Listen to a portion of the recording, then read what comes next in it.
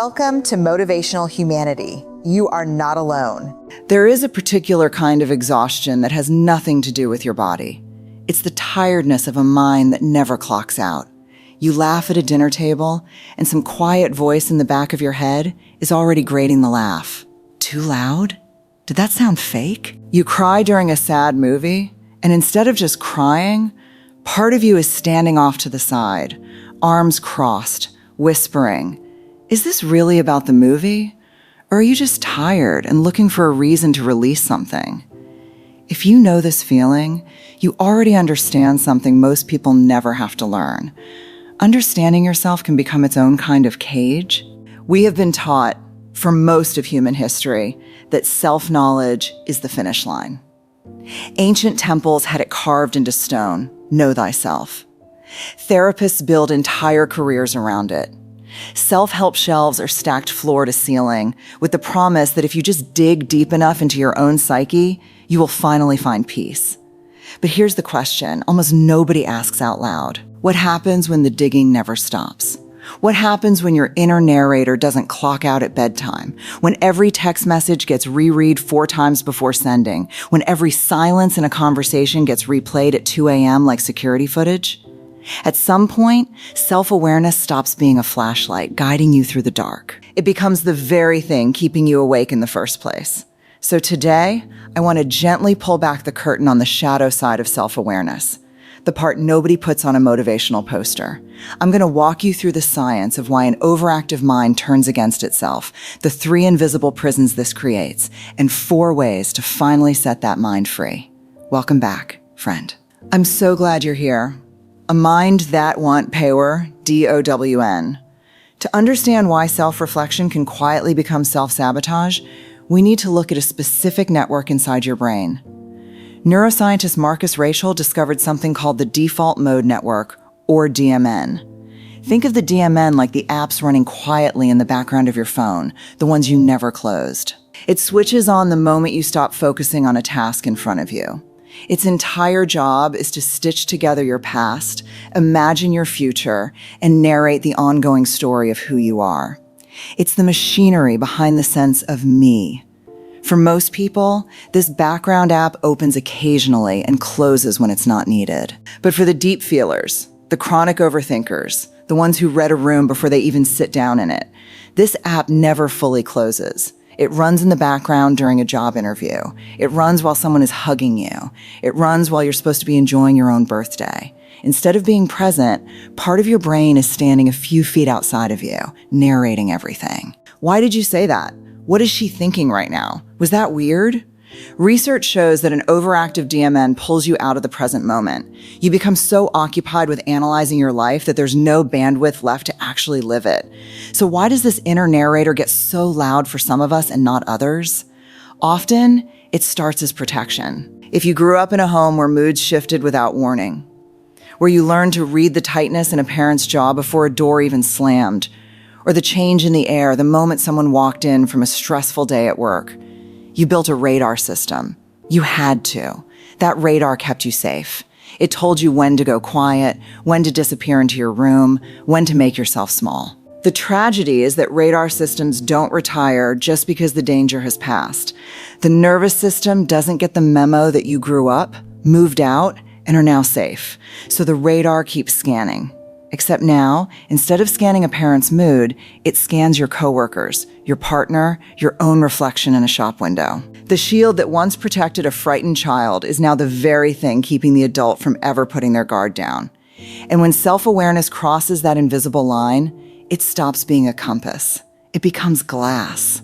Thick, transparent, separating you from your own life while you watch it happen from the other side. There are 3 prisons this glass wall tends to build. Let's walk through them together. THE, performed, SELF. Think back to the last time you were completely, embarrassingly carefree. Maybe you were dancing badly in your kitchen, certain no one was watching. Maybe you were laughing so hard at a friend's joke that you snorted and didn't care. In that moment, the watcher inside you had gone quiet. You weren't managing an image. You simply were. For someone trapped in hyper self-awareness, That state is rare. You feel like you are constantly co-starring in your own life and directing it at the same time. You tell a joke at a work dinner, and half a second later, a voice notes, "Good, that landed well. They'll remember you as funny." You feel a wave of real grief. And instead of just grieving, you wonder, am I actually sad? Or am I performing sadness so someone will comfort me? This internal narrator turns every private, human moment into a performance review. You stop living your life and start managing your personal brand, even alone in your car, even in the shower, even at 3 a.m. when no audience exists at all. And here's the cruel twist. Once you understand the psychology behind why people behave the way they do, you start seeing the machinery behind your own smile too. You can't unsee it. Every warm gesture starts to feel a little calculated, even when it's genuine. That is the first prison, feeling like a fraud in your own skin simply because you understand the skin too well. THEFREEZE. There's an old story about a centipede that moved gracefully across the forest floor until a curious frog asked, "How do you know which leg to move first?" The centipede stopped to consider the question and could no longer walk at all. Psychologist Sion Bielak calls this choking. Certain skills, flirting, public speaking, simply existing in a room full of strangers, live in the intuitive, habit-driven part of the brain. The moment you drag conscious analysis into a process that was meant to run automatically, you break it. Picture this. You want to send a voice message to someone you've been quietly falling for. Instead of just sending it, you replay it 4 times. Do I sound too eager? Should I wait an hour before replying so I don't seem desperate? What if my tone in this sentence makes me sound uninterested? You run 100 imagined disaster scenarios before you've even pressed send. And the outcome is always the same: paralysis. You stand frozen at the doorway of your own life because you understand every possible risk with painful clarity. That clarity isn't wisdom in this moment. It's a handbrake, pulled tight, stopping you from moving at all. The Bodhi Undar, the MICROSCOPE. This third prison is biological, and it can be the most exhausting of all. Deeply self-aware people often have unusually strong interoception, the ability to sense what's happening inside their own body. Say you drink a strong coffee in the afternoon. Your heart rate climbs slightly from the caffeine. A person with average interoception thinks nothing of it. I'm a little more alert now. But for someone locked in hyper-awareness, the brain immediately flags it. Why is my heart racing? Is this a panic attack? Is something wrong with my heart? That very act of scrutinizing the sensation activates the amygdala, releases more cortisol, and makes the heartbeat even faster, proving the fear right in real time. You become a stranger inside your own body, afraid of your most ordinary biological signals because you cannot stop studying them under a microscope. You are no longer living inside your body. You're monitoring it, like a lab technician suspicious of a faulty specimen. Paradox Nobody Talks, ABOUT. Researcher Dr. Tasha Eurich studied thousands of people on self-awareness and found something that should stop us all in our tracks. The people who spend the most time in self-reflection often have the least actual self-insight and report the lowest overall well-being. Why does this happen? Because we constantly confuse reflection with rumination. Reflection asks, what happened and what can I learn from it? Rumination asks, why am I like this? Why does this always happen to me? And that one word, why, is the trap. Your brain despises uncertainty. So the second you ask, why do I feel so empty tonight? Your mind will manufacture an answer, any answer, just to relieve the discomfort of not knowing. Because I'm not enough. Because I was never truly loved the way I needed to be. These conclusions may be entirely false, but because your own brilliant, analytical mind produced them, you believe them completely. You hand yourself a bruised identity built on guesses, when the honest answer might simply be that you slept 5 hours and skipped lunch. At this point, self-awareness stops helping you understand your pain and starts helping you justify it. And the cost is steep. Disconnection from your own life. You understand the mechanics of a smile so well that a real, full-bodied laugh becomes harder to access. You understand the psychology of attraction so thoroughly that part of you stays on guard even while falling in love, which keeps that love from ever reaching its full, unguarded intensity. Happiness, at its core, is the disappearance of the self. The moment you dissolve completely into music, into a good conversation, into a first kiss. But hyper self-awareness is like a nervous third wheel who follows you into every intimate moment, taking notes. You stop simply being joyful. You become the observer watching joy happen to someone who looks like you. HOWTOPUTMA Troskop, DOWN, WN. The goal here is not to become numb or unaware. It's to take this gift of awareness and finally let it work for you instead of against you. Trade why for what. This is the single most important shift from Dr. Urich's research.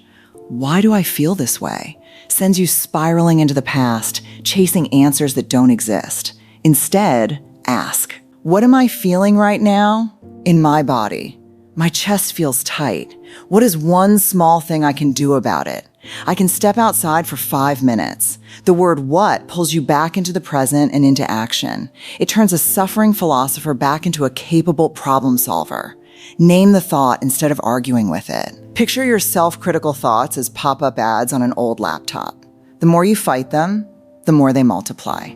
Instead, when your mind starts replaying an old mistake, gently label it.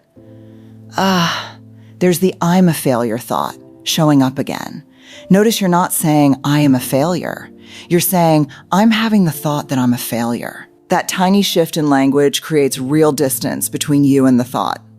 A thought is simply an electrical event in the brain. It isn't a verdict, and you are not obligated to obey it. Use your senses to force a reboot. When your mind is racing and your body feels like it's choking on its own thoughts, that's your brain running out of processing power. The fastest fix is to force your attention back into your physical senses. Name 3 things you can see right now: a coffee ring on the table, sunlight on the wall, a chipped mug. Name 3 things you can hear: traffic outside, a fan humming, your own breath. Name 3 things you can physically feel: your feet on the floor, the fabric on your skin, the warmth in your hands. This isn't a spiritual exercise. It's a biological override switch that pulls your brain out of that background narrator mode and back into your body, where peace actually lives. Let good enough be enough. The biggest trap for a hyper self-aware person is trying to execute life like a flawless script. The perfect reply, the perfectly worded apology, the flawlessly timed message. That constant self-editing is exactly what kills your natural charm. Give yourself permission to be 80% right instead of 100% perfect. Let yourself misspeak. Let yourself act before you fully understand your own motives. If you feel frozen, try the 5-second rule. Count backward. 5, 4, 3, 2, 1. And do the smallest possible next step before your brain can talk you out of it. Stop directing your life from the seats in the audience. Step onto the stage. Even if you forget your lines. COMING, home toe, YOURSELF. When you begin practicing this, something quiet but powerful starts to shift. The storm inside you doesn't vanish completely. It matures. It stops being a cold spotlight hunting for your flaws to punish you and slowly becomes something closer to a warm lamp, gently lighting the room instead of interrogating it. You come to realize that the sharpness of your mind was never meant to control every variable of your life or chase some impossible version of perfect. It was meant, all along, to help you finally arrive at one simple, freeing truth. Even on the days you feel awkward, even when you can't fully explain your own emotions, you are still whole. You are still enough. You start using that same sensitive mind to make room for the parts of yourself that are messy and unfinished, instead of forcing them under a microscope for inspection. In psychology, this is sometimes called cognitive diffusion. You learn to watch sadness pass through you like weather without becoming the storm itself. You are the sky, not the cloud. You stop treating your own life like a math problem that needs one tidy, final answer, and you let yourself experience it instead like a song, full of rising and falling notes. Real peace was never found in mapping out every possible outcome so you could avoid all pain. It's found in the courage to fold the map, set the microscope down, and step into the beautiful uncertainty of simply being alive. If any part of what we talked about today felt uncomfortably familiar, I want you to hear this clearly. There is nothing broken about you. That depth of awareness has always been a gift. It just needed a place to rest. Stop trying to direct your own life from the back row. Step onto the stage, forget a few lines, trip over your words, and let yourself be gloriously, imperfectly human. That is when you finally stop watching your life from the outside and start living it. So tell me, in the comments below, which of these 3 prisons? The performed self, the freeze, or the body under the microscope? Do you recognize in yourself? And which of these 4 tools are you going to try first this week? Naming it is the first step back home. If this video gave your mind a little room to breathe, hit like, subscribe, and send it to the friend whose brain never seems to switch off. They may need this today more than you know. I am reclaiming my peace.